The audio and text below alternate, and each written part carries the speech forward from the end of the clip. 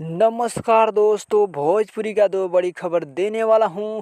तो सबसे पहले बात करते हैं दिनेश लाल निरहुआ जी के बारे में, जो कि बहुत ही बवाल और धमाल मचाने वाला मूवी आ रहा है, जो कि मूवी के नाम है निरहुआ हिंदुस्तानी 4।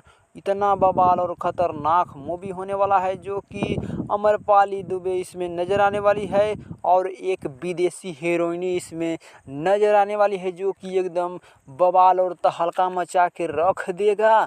तो इतना बवाल और धमाल का मूवी होने वाला है। तो सबसे पहले फर्स्ट लुक पोस्टर आया है, उसके बाद में 3 से 4 दिन में ट्रेलर आ रहा है, जो कि एकदम बवाल मचा के रख देगा। निरहुआ हिंदुस्तानी 4 देखिएगा, बवाल धमाल मूवी होने वाला है। ये मूवी का ट्रेलर आने वाला है इंटरटेनमेंट रंगीला के यूट्यूब चैनल से।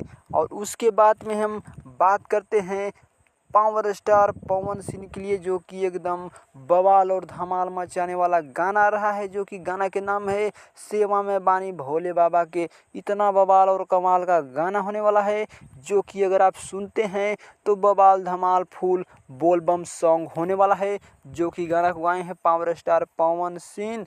इतना बवाल धमाल गाना होने वाला है, क्योंकि ये गाना आ रहा है वेब म्यूजिक के यूट्यूब चैनल से। ये गाना ट्रेंडिंग में भी जा सकता है।